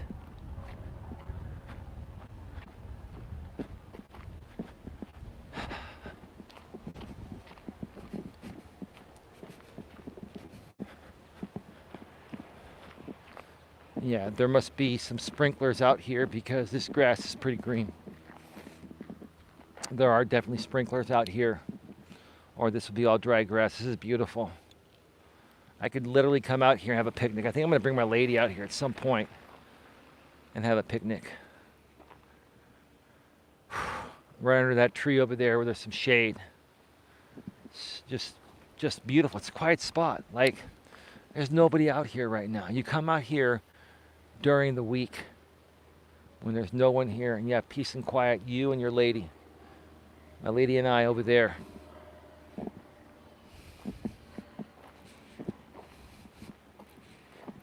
My lady and Eli sitting in a tree, Kissing. First comes love, then comes marriage. And I'm sorry, at age 48 and having an IUD and going through menopause, there's going to be no baby in the baby carriage, but you know what I'm saying, right? That's the way the song goes. I'd love to make out with you, baby, under that tree. That'd be fun. Be very relaxing.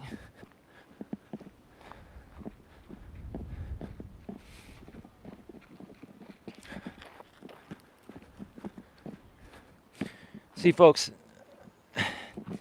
ultimately it's your decision. Like I keep saying this all the time, it's your decision to do whatever you want to do on a daily basis. Hang out with whoever you want to hang out with. Say what you want to say, right? You also have the choice of not hanging around with who you don't want to hang around with, or not say something that you feel wouldn't be a good thing, right? It's a choice, right? It's a choice. And I've learned how to better make these choices. Primarily because of my experiences out here on YouTube. Like, YouTube has taught me a lot. I will say this, YouTube has taught me a lot regarding how to make better choices, right? Because when you're on YouTube and you create content, you know, you're on a shared platform where anyone can react or respond to you at any time. And if you make some bad choices on the things you do, you're going to get an outburst of people that are going to just talk smack about you, right? And quite frankly, I've even learned to deal with that. I don't really care about that because I've learned to look at it as, if there are a group of people that are just waiting for me to screw up in some way, shape, or form, or say something where they can splice up many different ways and take out of context, and that's what they want to do, go for it, because all you're doing is making me more relevant. And yeah, you know, I don't have a whole lot of views at this point. I've been rebuilding, but I'm going to continue pushing forward, and the more and more other people promote me, good, bad, or indifferent, and me just focusing on creating more positive content and staying out of drama and stuff like that, eventually it's going to take off, right? All right?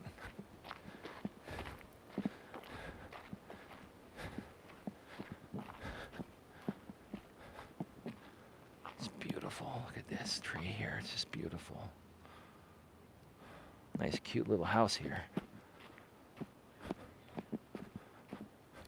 Part of also being a YouTuber teaches you how to be a better cinematographer. I've always been into cinematography and shooting video and stuff.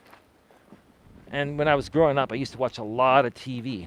And I was more fascinated, when I watched TV, I was more fascinated with how the show was being produced from a video and audio standpoint than the actual show. Don't get me wrong, I enjoyed the shows, but I would always look at camera angles.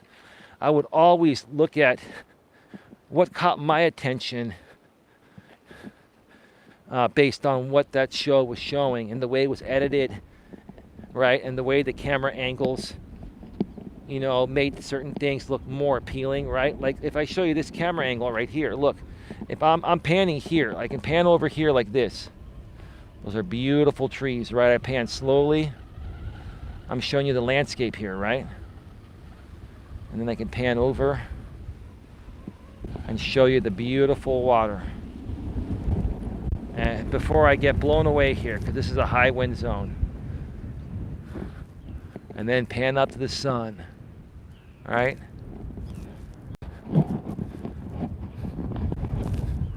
And a lot of people, they see my stuff and they'll say, wow, those are pretty good camera angles and stuff like that. Where'd you learn to do that? Well, I was fascinated. I've been fascinated by audio and video since I was a little kid. I love TV. And now instead of watching as much TV as I used to watch when I was younger, I learned how to create my own TV shows on the best platform created to do that now digitally, YouTube. And a lot of people will criticize YouTube, right? They'll criticize YouTube, for many things, right? I compliment YouTube all the time. I'm very grateful and thankful and feel blessed to be on this platform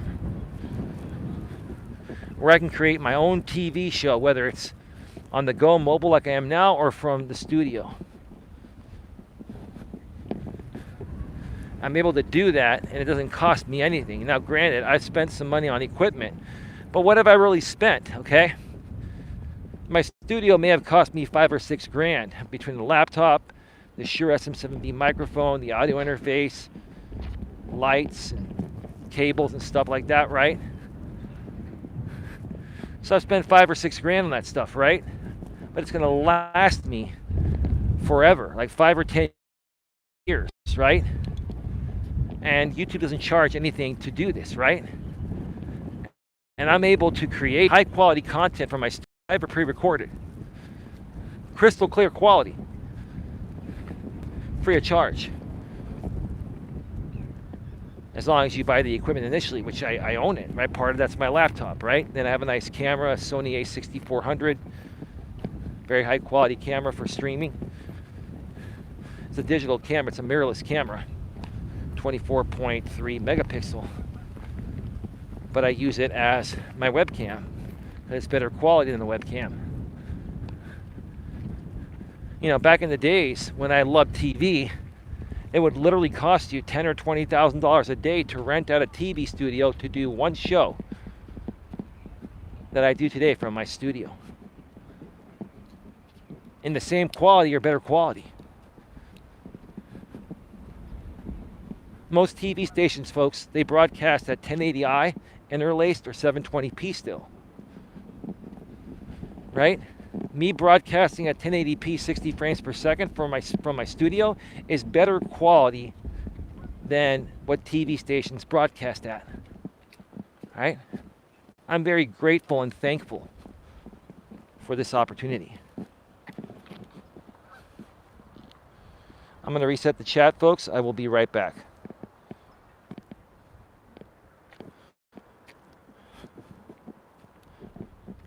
We're back live. We are back live.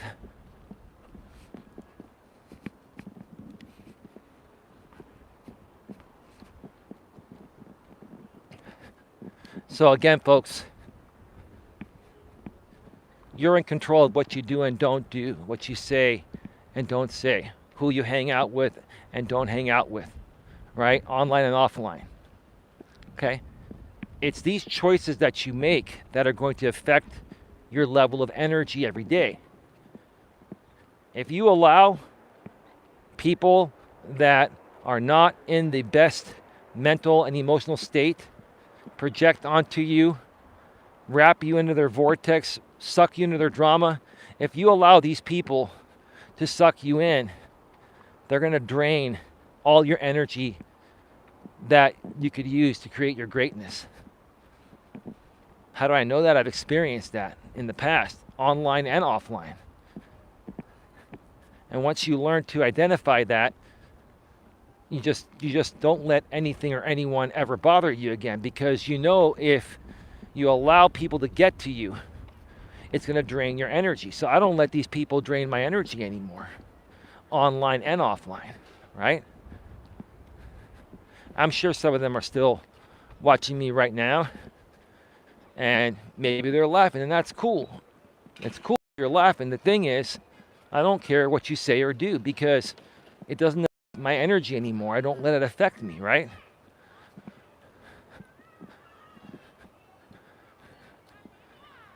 And it's rather comical to me, because you can literally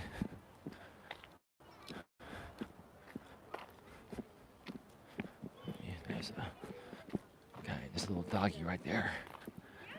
The guy was on the far left, the dog on the right. I had nowhere to go. Luckily, the dog moved out of the way.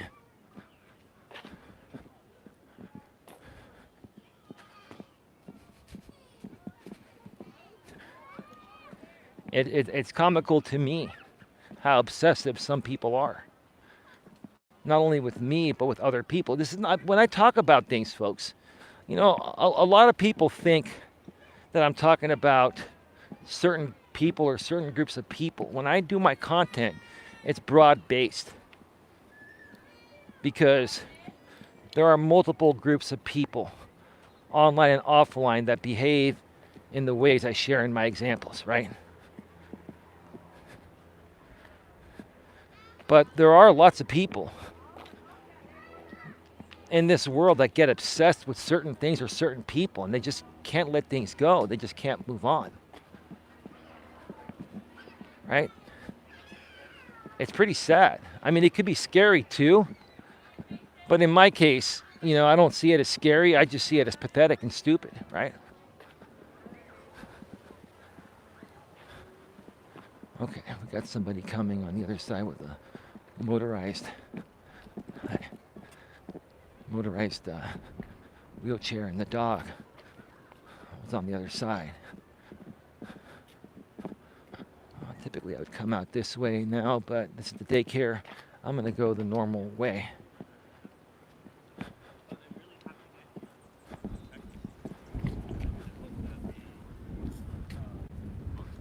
There are a bunch of people that are coming on the trail right now. It's the end of the workday for many.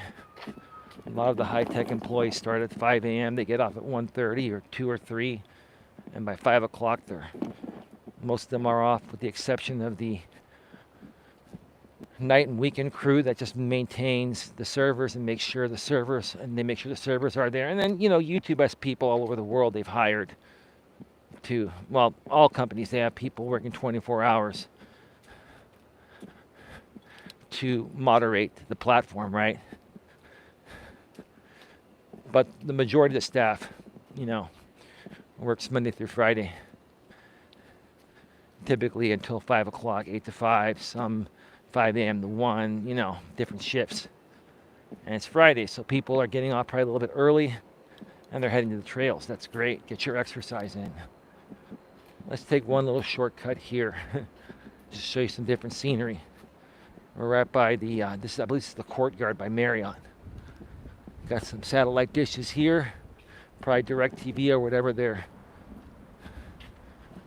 using as their service provider. Typically the dish would say the name, but they're blank dishes. Maybe they're higher quality hotel dishes.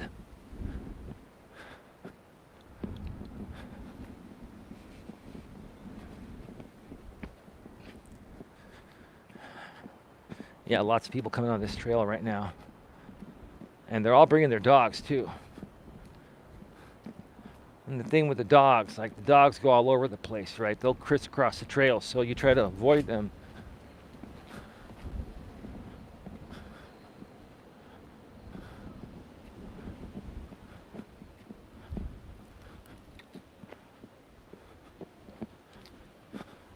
I'm gonna come over this way because that dog is coming there.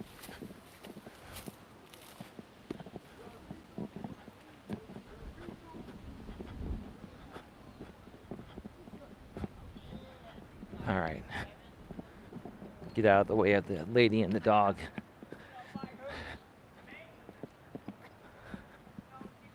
There are some people hanging out underneath a tent over here. I don't want to turn around and show it because I think they're unstable people. I think there's no disrespect, there's like a senior center over there. And I think these people are, no disrespect, I think they're a little bit loony, no disrespect. So you don't want to point a camera at them. It could freak them out or flip them out, right? That's a Ready Wheels van from our local county bus company. It's called Samtrans. Stands for San Mateo County Transit. Samtrans. I guess Samtrans has another office over here where they store buses right by the San Carlos airport. Interesting.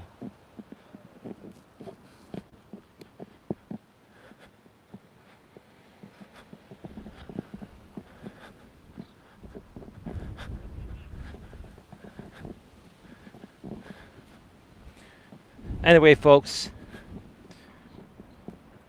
pretty much covered the entire topic.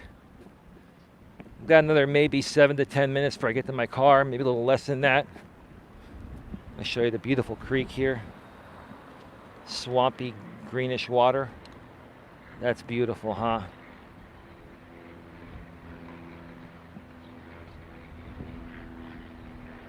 Plane taking off from the San Carlos airport.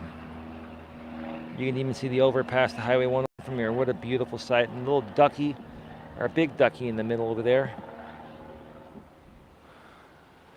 And there's the other side. There's a car coming.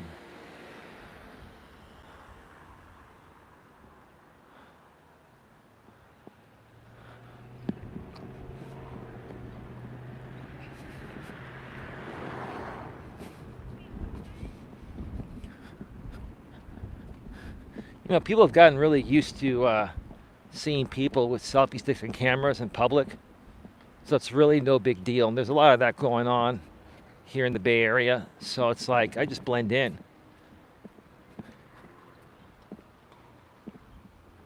Very rarely do people bother me. I mean, sometimes people will just say, you know, hey, you know, are you shooting a movie or something like that? No, I'm live on YouTube. Or sometimes I may be shooting a pre-recorded video. Over here is the back side of the Bay Club, one of the most amazing 10 out of 5-star athletic clubs. I mean, these are beautiful tennis courts. This is just a beautiful club. Yep, and look at that, surveillance cameras right there. You see that? Right there.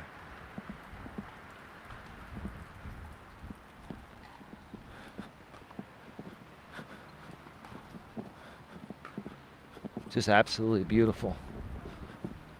I mean, I love the club. I mean, but this is a little too prissy for me. A little too prissy for me.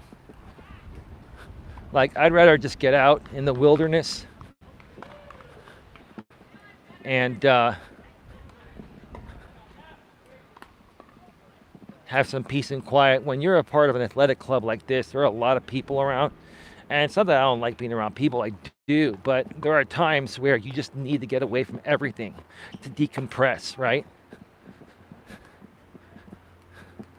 So this is not, you know, the gym environment, I've never been a gym rat. I've never been a gym rat. Maybe that's why I've never built up huge guns on my muscles, I've never built huge muscles. I've just been, you know, average shape, you know, average size, not a muscle, you know, jock type of guy, right? And that's because I just don't like the gym environment. I like more being out in the open. I like more so exploring, you know, hiking trails and walking trails, being outside, wind whipping in my face, right? Now, don't get me wrong, they're out playing tennis there and the wind's whipping in their face too, but that's a pretty tennis court there, right? I like getting out there on the dirt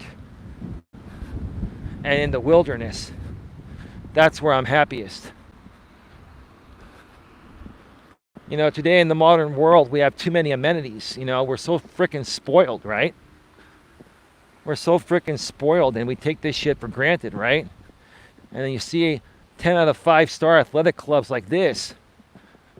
You go in, it's air conditioned, you got the best equipment, right? Got personal trainers.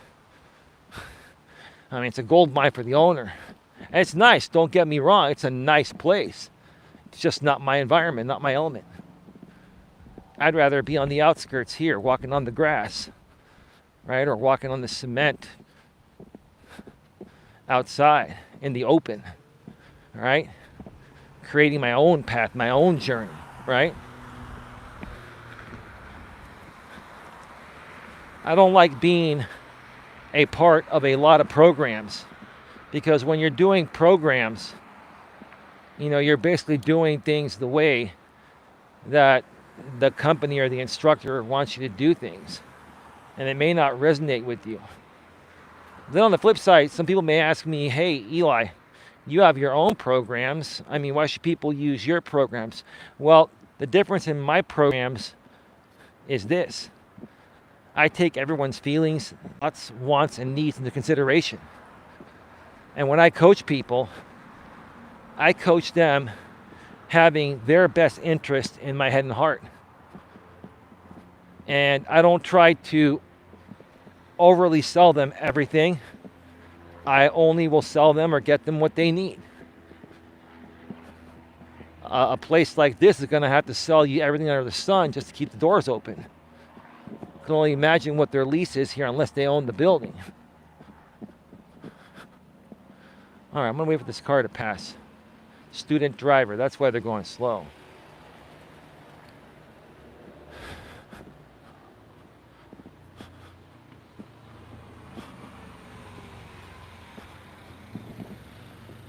Yeah, these people come in here in their prissy mobiles.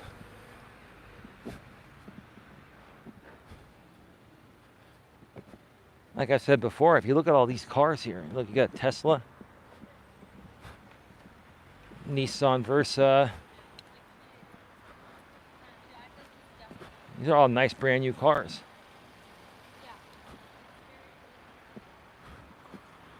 There's a Mercedes right there. Subaru. Another Tesla. All right. It's okay. You can pull out. Like right now, it's such a busy time here. Everyone's coming in and out. Audi right there. Here's another Tesla. BMW. Land Rover. Those are very expensive. That's like a $50,000, $60,000 at least SUV, maybe more. Porsche. Another Tesla. Infinity. Tesla.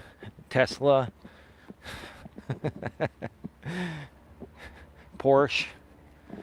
Like, I tell you, you want to find a car lot with top-notch cars, come to the Bay Club in Redwood Shores. Right off of Holly Street, off of 101.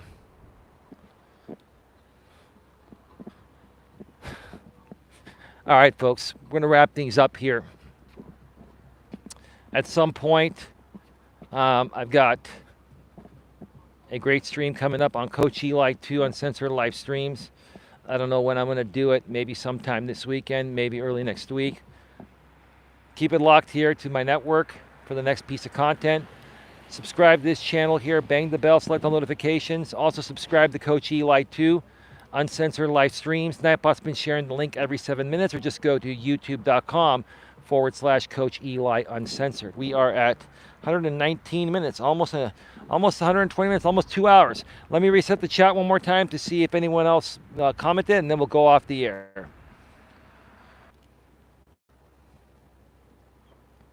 All right, folks, we're back live. No new messages. With that being said, thank you to my lady for being here, respectfully, maturely, and professionally. Thank you to Simmer Down for being here, and anyone else that's been watching behind the scenes. Have yourselves a great one. See you all next time, whenever that may be. Take care, and as always, be good to each other.